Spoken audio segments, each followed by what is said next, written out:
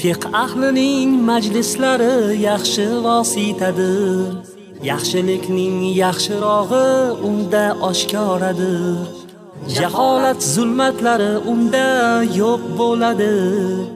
Ilmsiz amalning xatosi ko'p bo'ladi. Jaholat zulmatlari unda yo'q bo'ladi. Ilmsiz amalning xatosi ko'p bo'ladi. Bismillahirrohmanirrohim. Alhamdulillahi va salatu vassalamu ala rasulillahi Muhammadin va alihi va sahbihi va man valah va ba'd. Hop, fiqh darsimizda davomida mahsiga mas tortishlik haqida suhbatlashyapmiz. Mahsiga mas tortishlikni buzadigan narsalar haqida. Bu oxirgisi, mahsiga mas tortishlik qoidalarining oxirgisi. Mahsiga tortilgan masxni buzadigan narsalar 3 ta bo'ladi. Birinchisi hadasul akbar. Hadasul akbar bu janobat holati. Agar kim oyog'iga mahsi kiygan bo'lsa, biz o'tgan darsimizda aytdikki, mahsini kiyishlikni, mas tortishlikni sharti, mahsiga mas tortishlikni sharti uni komil tahoratga kiygan bo'lishlik kerak dedik. Komil, ya'ni suv bilan qilinadigan komil tahoratga. Bundan chiqib ketdi, tayammum holati chiqib ketdi. Suv bilan qilingan tahoratni ustiga mahsini kiygandan keyin janobat holati bo'lib qoladigan bo'lsa, yoki ayol kishilar agar hayz holati bo'lib qoladigan bo'lsa, hayzdan pok bo'lgandan keyin janobatdan g'usl qilaman degan kishilar albatta mahsini yechishlik kerak bo'ladi. Bu mahsini oyoqqa tortilgan masxni buzadigan ishlardan biri. Ikkinchisi muddatni tugashligi. Muddatni tugashligi Rasululloh sallallohu alayhi vasallam mahsiga mas tortishlikni belgilab berganlar. Ali roziyallohu anhu dan rivoyat qilgan hadisda Rasululloh sallallohu alayhi vasallam musofir kishi uchun 3 kecha kunduz, muqim kishi uchun 1 kecha kunduz belgilab berdi deganlar. Ya'ni bu degani musofir odam 3 kecha kunduz mas tortadi, muqim kishi 1 kecha kunduz mas torta oladi. Bir kundan ziyod bo'lgandan keyin u yechish kerak oyog'idagini. Endi 1 kecha kunduz mas tortadi deganligimiz mas tortgan paytidan boshlab hisob ketadimi? 1 kecha kunduzimiz yoki mahsini kiygandan vaqtidan ketadimi yoki tahorati singan vaqtidan boshlab ketadimi? Bunda mazhablar bor. Inshaalloh buni keyinroq aytamiz. Uchinchisi oyog'idagi mahsini yechishligi. Oyog'idagi mahsini bir yechib kiysa agar unda mas tortilganligi sinadi, mashi botil bo'ladi, keyin bu oyog'ini yuvish kerak bo'ladi. Oyog'ini yuvish kerak. Endi agarda mahsi kiyilingan mahsini oyog'idan qachon yechdi deymiz? Buni nima bizga belgilab beradi? Qanday holatda oyoqdan mahsi yechildi va kiyildi deb aytamiz?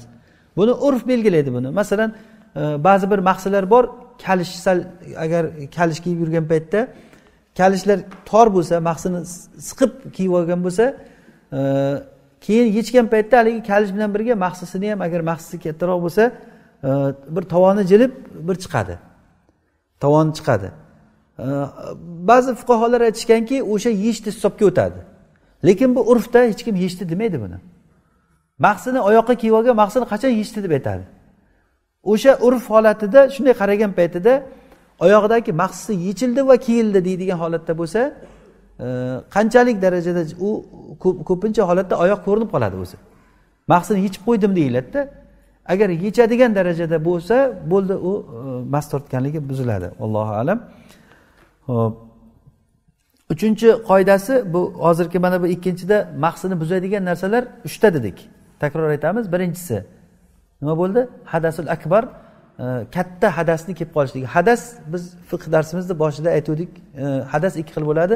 Hadasi asg'ar bor, hadasi akbar bor. Hadasi asg'ar bu betahoratlik. Bu tahorat sinishligi bilan keladigan hadas. Betahoratlik degani, hadas degani betahoratlik degani. Hadasul akbar deganligi bu janobat holati, ayollarda hayz va nifos holatlari. Ayollarda hayz va nifos holatlari, erkaklarda ham, ayollarda ham janobat holati. Mana bu hadasul akbar. Bunga Alloh taolo g'usl qilishlikka buyurgan. G'usl qilishlikda badanlarni yuvib, hamma joyini yuvib, oyog'iga mas tortishlik kelmagan sunnatda hech qanday. G'usl deganda va in kuntum junuban fattahharu. Alloh taolo aytayaptiki, agar junub bo'lsanglar, nima fattahharu, bu ittihor deganligi komil toza bo'linglar.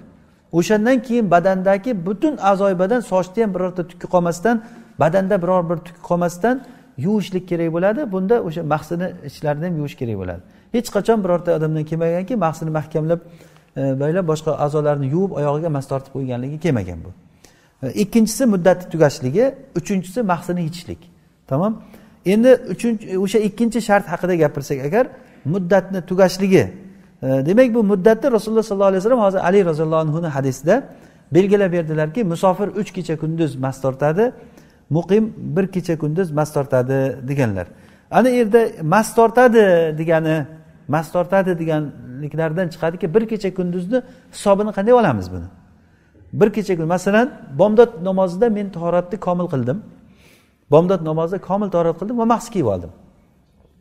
Peshin vaqtiga borib turib tahorat sindi. Oyog'imga mahs kiygan vaqtdan boshlaymanmi yo tahoratim singan vaqtdan boshlaymanmi? Tahoratim sindi. Asr namoziga vaqtiga borgan paytda, soat masalan 3-4 larga atrofiga borgan paytda men tahorat qildimda o'sha paytda mas tortdim.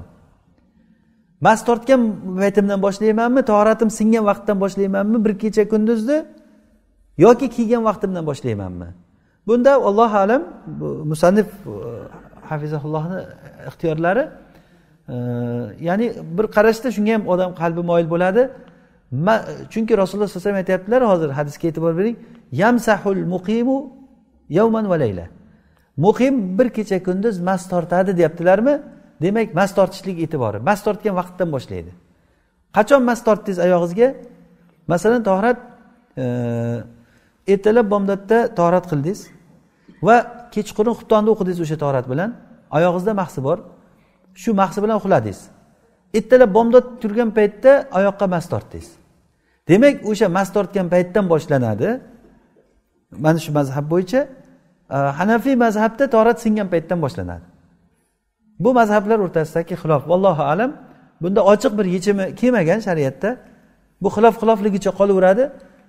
Lekin qalb moyil bo'layotgan narsa hadisning zohirida hozir aytilyaptiki, yamsahul muqim yawman va layla. Muqim 1 kecha kunduz yamsahu deyapti. Ya'ni 1 kecha kunduzni ichida vaqt mas tortib yuradi demayaptilarda, 1 kecha kunduz mas tortadi deyapti. Demak bu 1 kecha kunduz mas tortadi deganda mas tortgan paytdan boshlanadi. Vallohu alam.